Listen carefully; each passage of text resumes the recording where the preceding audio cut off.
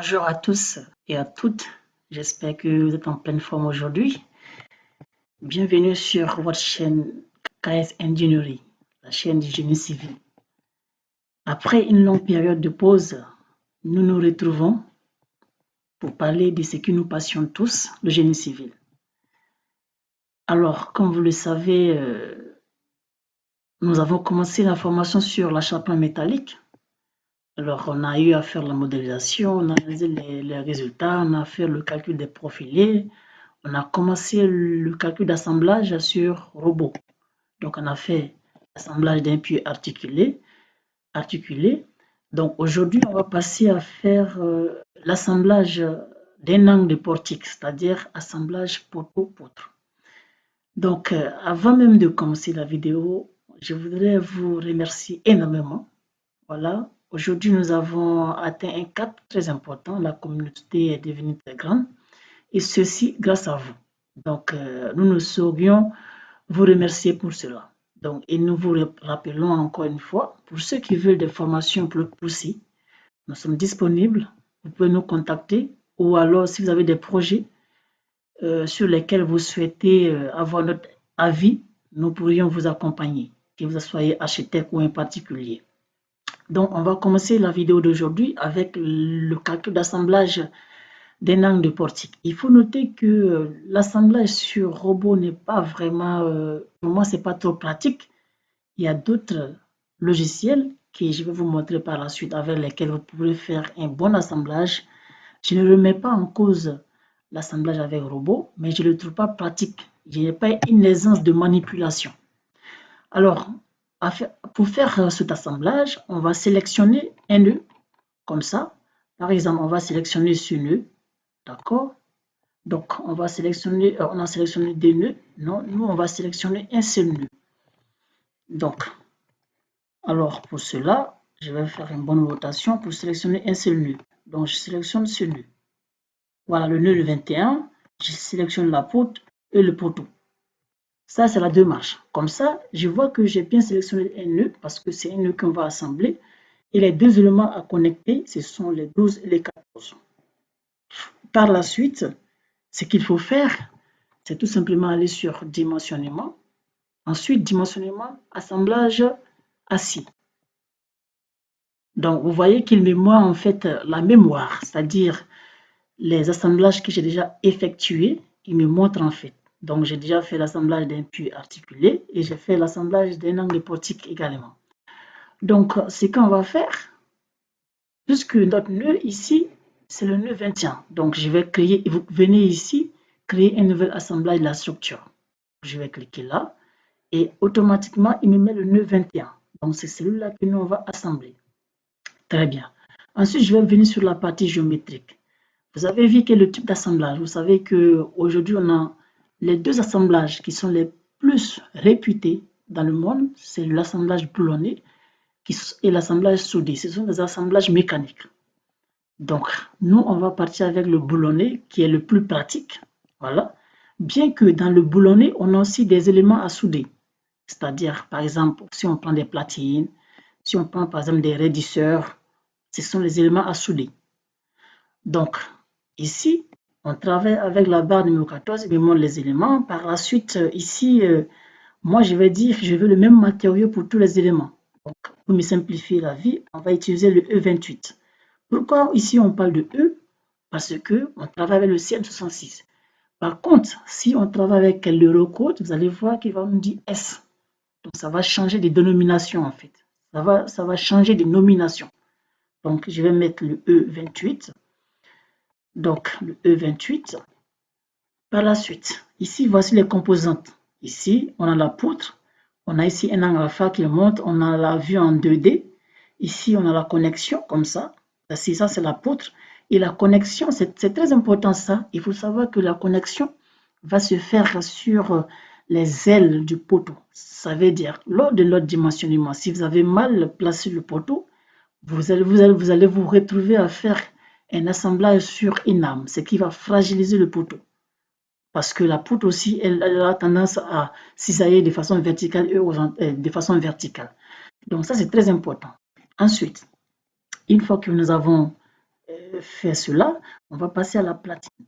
Comme je vous le disais, en fait, pour moi, ici, l'interface n'est pas vraiment très aisée à manipuler parce que c'est pas beaucoup pratique comme on peut le manipuler à l'aise. En revanche, quand nous allons entamer le logiciel dont je vous ai parlé, on va voir comment on va l'apprendre et vous allez apprendre à faire un bon assemblage. Pour le moment, je vous montre ici sur le robot comment ça fonctionne. Alors, ici, on a la hauteur, la platine. Donc, on a le HP. Le HP, c'est la hauteur. Donc, vous voyez que le HP, il vient jusqu'à la limite du jarret. On a un jarret que j'avais mis au départ, donc il me met le jarret. Ensuite, on a ici, en fait, l'excentrement, en fait, le décalage. Le EPU, c'est un petit décalage. Qu'est-ce que moi je veux comme décalage? Par exemple, je peux dire que je veux, par exemple, 20. Au décalage supérieur, je peux mettre, par exemple, que je veux 20. Parce que j'aurai un boulon, en fait. Donc, je peux dire, par exemple, je veux 20. Quand je mets 20, je mets appliquer. Ça, je mets entrer sur le clavier. Ensuite, le EPU, ok, ça veut dire qu'il joue avec les valeurs. Ça veut dire qu'ici, automatiquement, il arrive à le dimensionner. Comme je vous l'ai dit, pour moi, c'est pas trop pratique. Si je mets un décalage de 10, il me dit que je n'ai pas besoin d'avoir un débord inférieur. Par exemple, si je mets un décalage de 15, il me dit que je besoin de 5. Donc, si je mets un décalage de 20, par exemple, il me met moins 10. Ici également, vous pouvez augmenter en fait l'épaisseur de la platine. Bon, disons, je vais mettre par exemple 20. D'accord. Et ensuite, je vais venir sur le jarret. Donc, le jarret, ici, vous avez le type de renfort. Bon, ici, moi, je ne veux pas un renfort vertical parce que pour moi, le jarret, je le mets surtout pour empêcher en fait le cisaillement de la poutre par rapport à l'aile du poteau. Donc, ici, vous avez plusieurs types de jarrets. Donc, moi, je laisse celui que j'ai déjà choisi. D'accord, celui-là, le deuxième. Ensuite, vous avez les caractéristiques en fait du jarret que vous pouvez changer ici. D'accord, ici. Donc, le problème, c'est que avec le robot, ici, quand je change les valeurs, je n'arrive pas à visualiser en fait graphiquement l'impact que ça a sur mon modèle. C'est pour ça que je vous dis que moi, pour moi, de mon côté, je n'utilise pas le robot pour faire mes assemblages dans mes activités. Je l'utilise plutôt pour faire tout ce qui est vérification des profils. Après l'assemblage, il y a un module que je peux utiliser. Alors ici, par contre, si vous voulez par exemple mettre une platine inférieure ou supérieure, si vous mettez une platine, vous allez avoir la platine, elle se situe ici. Donc ça, c'est la platine. Moi, je ne la veux pas, ce n'est pas nécessaire. Et ici également, ce n'est pas nécessaire. Donc si vous voulez mettre une platine supérieure, ça va dépendre des contraintes de votre projet et comment vous pouvez mettre vos boulons et tout. Donc, tout ça dépend en fait des contraintes de votre projet. Ensuite, je peux passer aux boulons. Les boulons, ici, vous avez les diamètres des boulons. On a le 8 jusqu'au 42. Par exemple, moi, pour un petit projet, je vais dire, je vais prendre des boulons de 12. Et la classe, je peux prendre une classe moyenne, par exemple 6,6, par exemple, ou 6,8, au lieu de 8. D'accord, je vais essayer d'optimiser en fait. Ensuite, le plan de cisaillement, c'est-à-dire, est-ce que je veux que le plan de cisaillement passe par tout ce qui est les filetés au niveau des boulons ou pas? C'est mieux. Donc, je peux dire, par exemple, je vais prendre la partie filetée, le plan de cisaillement, ou je vais prendre la partie non filetée. D'accord? Donc, je vais prendre la partie filetée, ça va me permettre en fait de renforcer davantage mon boulon et je vais voir quel est l'impact parce que la partie filetée, elle est aussi fragilisée. Donc, comme ça va me voir est-ce que mes boulons M12 vont tenir ou pas. Ensuite, je vais venir, par exemple, le nombre de colonnes, le nombre de lignes. Ici, par exemple, les boulons, le nombre de colonnes des boulons, par exemple. Au niveau horizontal, c'est-à-dire le NH, je peux prendre, par exemple, 2 lignes, ce qui est là, ici et ici. Son espacement, c'est le E, horizontal. Maintenant, le vertical, par exemple, il a mis 5. Moi, je peux augmenter parce que le E, on ne peut pas changer. Bon, par exemple, ici, je peux mettre par exemple 6. Je peux mettre 6 par exemple. Mais là, je vais laisser sur 5. Parce que ce n'est pas nécessaire. Et même si tu veux, tu peux optimiser. Mais 5, c'est bon. Parce que là, en haut, ça me permet d'avoir, comme je l'avais dit, un boulon en fait ici et 2 boulons pour mieux. Parce que la partie supérieure, pour éviter en fait, comme je vous ai dit, en fait, le renversement. Une flèche horizontale, verticale vers le bas. Donc, comme ça, je renforce en fait mes boulons ici. D'accord? Et ensuite, l'entrace horizontale. Ici, vous pouvez jouer avec cette entrace par rapport en fait à la base de votre profil. Donc moi, personnellement, je ne vais pas m'attarder sur ces détails. Donc je vous laisse le soin de regarder, par exemple, lorsque vous mentionnez, vous pouvez voir les détails tous les détails. Par contre, ici, vous voyez, par exemple, normalement, le robot veut me mettre la distance entre cette partie et en fait la dernière partie de la platine. Vous voyez? Genre la partie supérieure, la limite. Comme ça, je pouvais jouer sur cette distance. Mais lui, il ne me permet pas d'avoir ça. Il m'a juste mis l'anthrax entre les boulons horizontaux. Alors, ce qui est vertical, je peux jouer également avec, soit je peux dire, je vais une répartition régulière, c'est-à-dire même espacement entre les boulons de façon verticale, soit je mets les irrégulières et c'est moi, je vais commander. Par exemple, le P3, il m'a mis 140. Bon, par exemple, le premier, il m'a mis 70, le deuxième, il m'a mis 70. Par exemple, le deuxième, je peux dire, je vais mettre 80, par exemple. Le 70, je mets 80. D'accord? Et comme ça, si je mets 80, ça veut dire que je peux réduire en fait à 130. Ici, à 130. Donc, et par la suite, ici, le H1, c'est cette partie-là. Le H1, c'est entre le boulon et la partie supérieure, en fait, la race supérieure de la platine.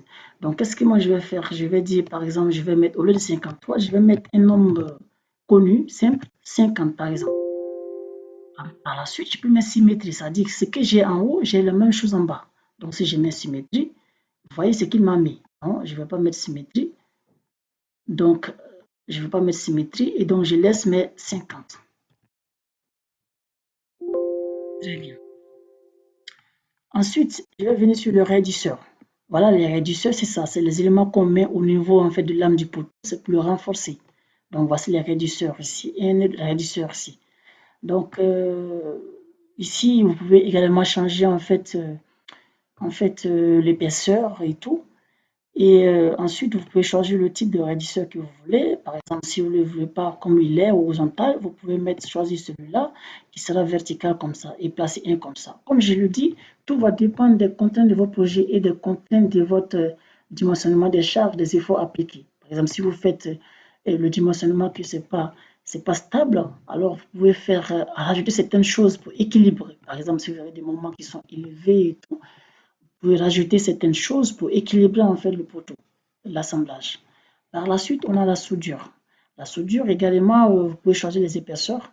Le AF, par exemple, pour moi, 8, ici c'est un peu trop. Par exemple, je peux mettre, disons, 6, d'accord? Et ici, je mets par exemple 4, 4, d'accord?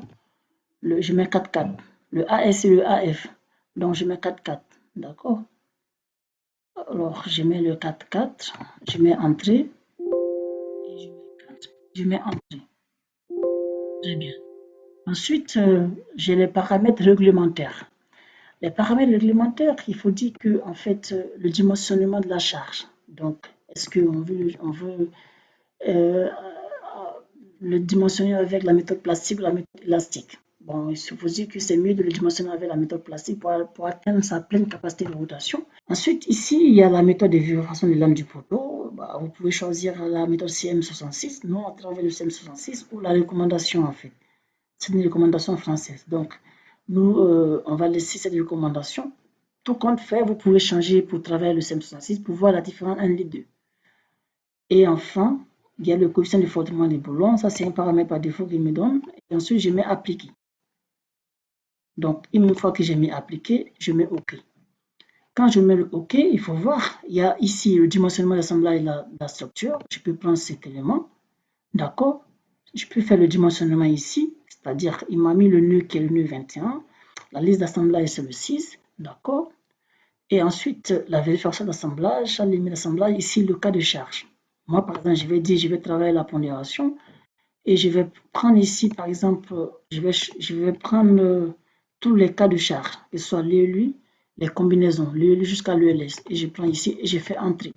Comme ça, il va me vérifier à tous ces états. Ensuite, je peux mettre calcul. Donc, je mets calcul.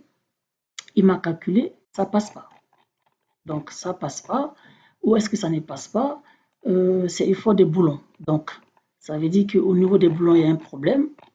D'accord? Donc, au niveau des boulons, il y a un problème. Très bien. Donc, qu'est-ce que je vais faire? Je vais tout simplement venir ici. Au niveau des boulons, par exemple, je vais mettre des boulons à 2 et je vais augmenter la classe, par exemple. Je vais mettre appliquer, OK, et je vais refaire le dimensionnement. Donc, et là, ça passe. Donc, ça veut dire qu'il y avait un problème au niveau de la classe. Ça veut dire qu'il faut toujours avoir cet esprit d'optimisation. Moi, par exemple, je fais le calcul, je sais que j'ai diminué la classe. Et en fait, puisque moi, par exemple, je ne vais pas augmenter en fait le diamètre des boulons, donc je préfère augmenter la classe. Ça veut dire que si j'augmente la classe, j'augmente les capacités de résistance. Parce que si j'augmente le boulon, je peux encore fragiliser beaucoup en fait la platine. Étant donné que j'ai eu l'espacement entre le haut et l'espacement EPE que vous avez vu, EPU qu'on a vu ultérieurement, j'ai mis 20. Donc je suis limité en fait de fait de décaler le boulon vers le haut. Si je mets un boulon de diamètre 14, donc il va falloir avoir un grand trou. Donc ce qui va dire il faut augmenter en fait l'épaisseur de la platine pour qu'il soit bien résistant. D'accord? Donc voilà, c'était un peu ça que on voulait vous montrer. Donc j'espère que vous avez compris en fait la méthodologie et j'espère que vous avez aimé aussi le contenu. Nous sommes toujours là à votre disposition. Si vous avez d'éventuelles questions, vous pouvez nous les poser. Et si vous avez aimé également, n'hésitez pas à le partager avec votre entourage. Et nous vous remercions pour votre confiance. Nous recevons beaucoup de messages. Alors, nous allons tâcher à répondre au fur et à mesure par rapport à vos demandes. On se dit à la prochaine.